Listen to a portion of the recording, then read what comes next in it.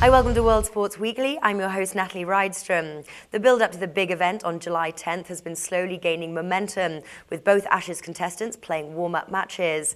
For the Australian side, it's been a good week, but it almost ended in disaster for England. Joining us now is Richard O'Hagan, sports writer and regular contributor to SBR Forum, to discuss the tournaments so far and to preview all the betting odds for the Ashes 2013. Richard, welcome to the show. Hi, Natalie. Now, before we move on to the betting markets, let's take a quick recap. Which teams has had the better week? And in your opinion, what have we learned? Well, certainly the Australians have had a better week. They played Somerset in a game which turned out to be surprisingly competitive. They did very well in that after getting off a bit of a difficult start where Nick Compton, who's been largely discarded by England as their opener after playing in their last 3 Test series, has made a few runs against them in both innings. But their own batsmen did very well. Michael Clarke made runs on his comeback. Then they've gone off to Worcester, and again, they've seen a lot of big scoring, big runs for Shane Watson at the top of the order, guys lower down the order. Ed Cowan, who's under threat for his place in the side now, has made runs there. So Australia definitely can be the happier. England have been playing a warm-up game against Essex. First of all, they had a bit of a batting collapse in their own innings, their own first innings, which was rescued by Tim Bresnan and Graham Swan, who Bresnan made 100, Swan made 94. Unfortunately, Swan also took a really, really nasty blow on the arm from one of the Essex bowlers. Had to go off to hospital, have it x-rayed. Fortunately, it's only badly bruised, and he was able to come back and bowl. But that would have been such a big loss for England if he had been ruled out of this first Ashes Test, and probably the second one, because of the broken arm. The game then descended into a little bit of a farce because both of the Essex opening bowlers broke down. They had to draft in players from the England squad to replace them, and it's become something of a practice game and free runs and easy wickets going on around all over the place. So Australia have had a couple of good competitive matches. England have had a bit of a catastrophic warm-up, but I don't think that's going to change the market too much overall. England are still hot favourites. What have we learned from this? We've learned the Australians are settling down, becoming much more organised under their new coach, Darren Lehmann. England, well, they've just been England. They've encountered adversity, they battled through it, and it doesn't seem to have made them anything worse. They won't have battle hardened them either. Now, does knowing so much about the Australia team help England? I think it will do. They've come out, they've been very bold. They've said that Shane Watson and Chris Rogers are going to open the batting. We know that Cowan and David Warner, who's suspended at the moment, and Phil Hughes are in competition for 2 batting places around Michael Clarke in the middle order. We pretty much know what their bowling attack is going to be because they've only brought 1 spinner, so Nathan Lyon's going to play. James Pattinson's been their star bowler so far. He's going to play. Peter Siddle is their workhorse. He's going to play. And they'll play Mitchell Starc to give a bit of variety with his left-arm swing bowling. So they know an awful lot about what they're going to face. Whereas for Australia, they've just got this question mark that England have accidentally thrown up now because they dropped Compton. They've promoted Joe Root to open. Root didn't play terribly well as an opener against Essex.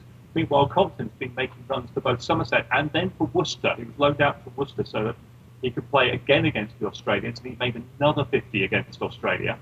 So they've kept things a little bit under wraps, England, although they may not have actually intended to do so. So I think that's a slight advantage to them. Okay, now let's move on to the betting markets. Bet365 currently has 18 different markets to bet on, ranging from the obvious to win outright, series special, and one of your favourites, Richard, betting on the top batsman. Now, which markets do you like to focus on? Well, first of all, I think you've got to start with the win market because you've got to say England are probably going to win the first test and they're probably going to win the series. Weather forecast is looking quite glorious.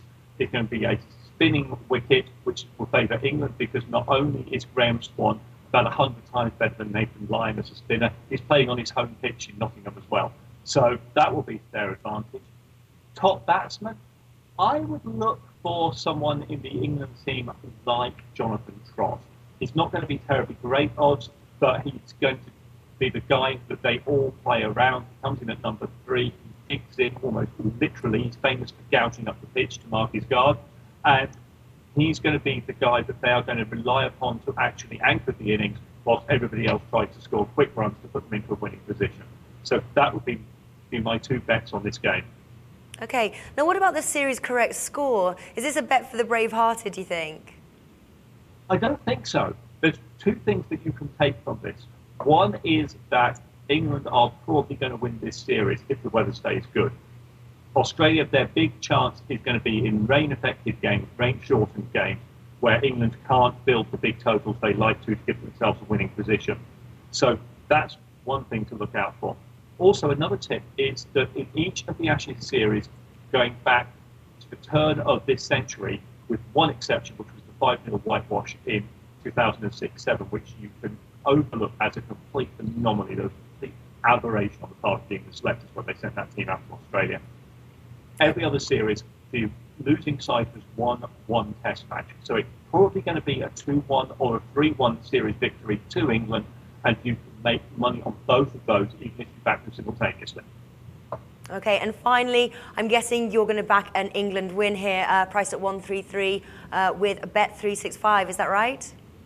I'm definitely going to be backing that. I don't see Australia getting themselves sorted out and getting into a position whereby they can compete. They don't have the same depth of talent. They don't have the same all-round quality that England have. And I also think, although they've got this new coach who has done wonders for team morale, even the little things he's done, like he said, okay, we're not going to ban wives and girlfriends from being on this tour anymore. Get on the phone, bring them over. That'll be a great comfort to the likes of Shane Watson, who got scared by a ghost the last time they were over here.